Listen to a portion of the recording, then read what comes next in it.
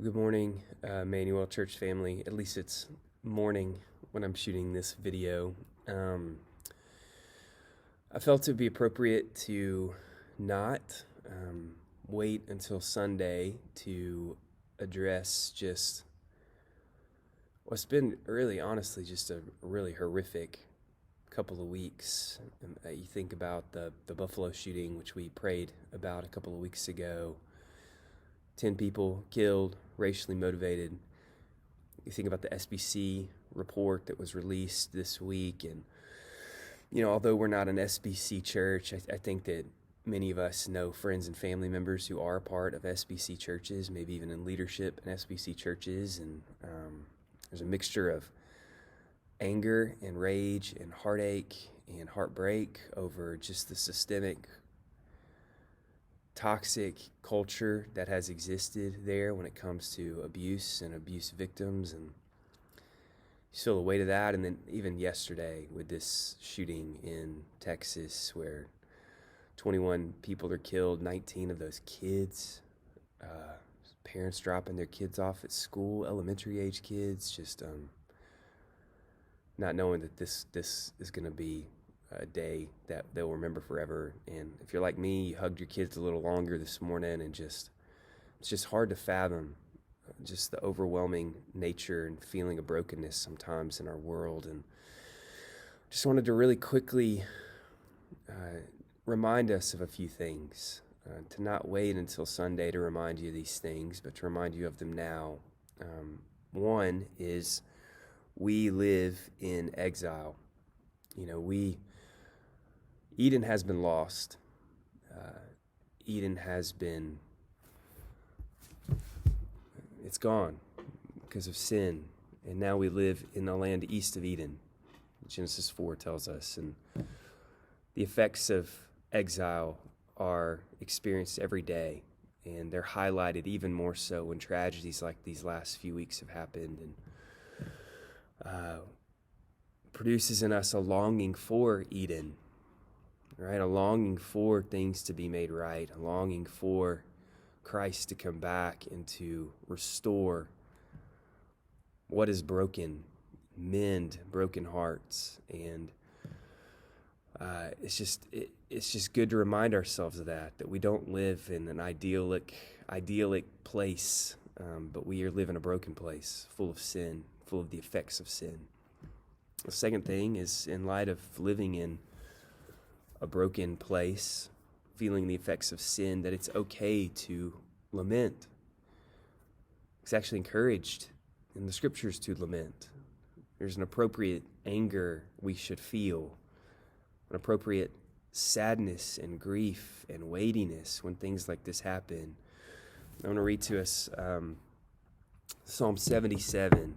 This is a psalm of Asaph. I'm going to read the first 10 verses to us. It's a psalm of lament, and I think we can all resonate with it right now. I cry aloud to God, and he will hear me. In the day of my trouble, I will seek the Lord. In the night, my hand is stretched out without wearying. My soul refuses to be comforted. When I remember God, I moan. When I meditate, my spirit faints. You hold my eyelids open. I am so troubled that I cannot speak. I consider the days of old, the years long ago. I said, let me remember my song in the night. Let me meditate in my heart. Then my spirit made a diligent search. Will the Lord spurn forever and never again be favorable? Has his steadfast love forever ceased? Are his promises at an end for all time? Has God forgotten to be gracious? Has he in anger shut up his compassion? Then I said, I will appeal to the years of the right hand of the Most High. There's so much in there we can resonate with, church.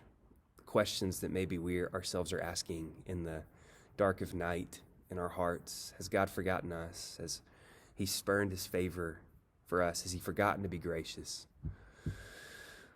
It's okay to lament. It's okay to feel grief. It's okay to feel anger. It's okay to feel all those things right now, because we live in a broken world full of broken people affected by an enemy that loves brokenness, right?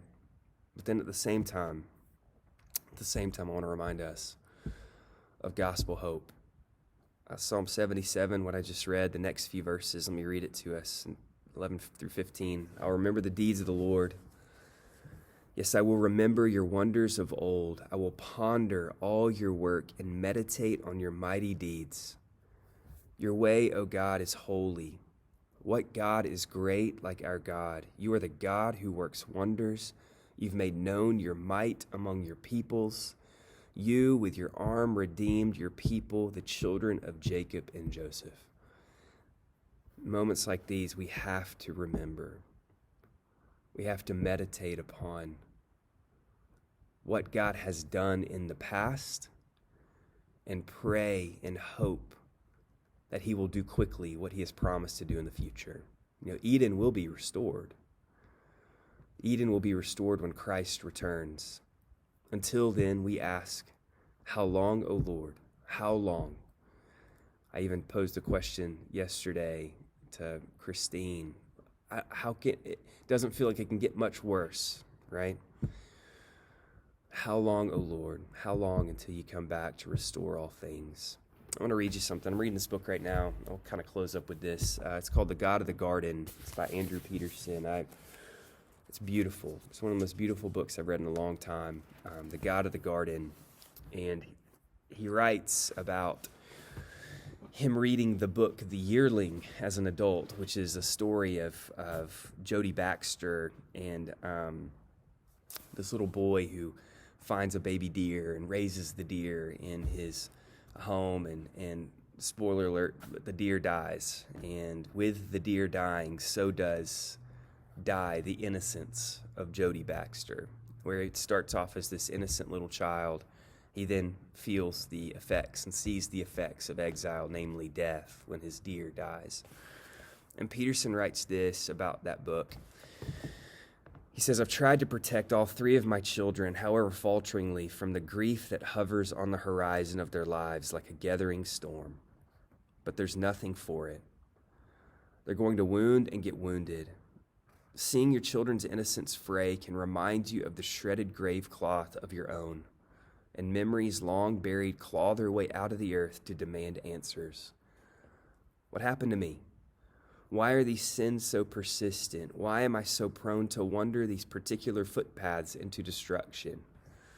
Why, I ask with Penny Baxter, the dad of Jody Baxter in the story, why were my guts tore out, and why can't I keep the same from happening to my dear ones? This is the bone-deep cry of humanity. From Job to Solomon to Marjorie Kennan Rawlings, the author of The Yearling, and even to Jesus himself, why, God? We all know that we're as broken as the world, victims and villains, all of us, with no hope but Christ for healing.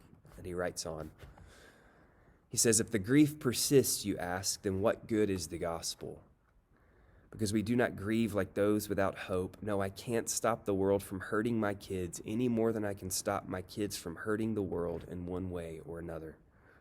But hope places the sorrow in a larger context, gives it a telos, assures the lost boy in the woods that he's not alone. Let us grieve, church. Let us take our time to grieve, and let us pray and yearn and long for even more diligently the return of Christ, that he may make things right again. If you want to talk to me, if you want to talk to any of the elders to process some of this stuff, to ask questions, to sit with you, whatever is going on right now, I encourage you to reach out to me, 205-919-9613. Email me, whatever the case may be. I want to minister to you. I love you all. I feel so weighted down today, and I think that we all can share that in some degree. So we're not alone in what we feel. Love your kids well today, you parents. Love them well. And I'll see you all Sunday. Love you.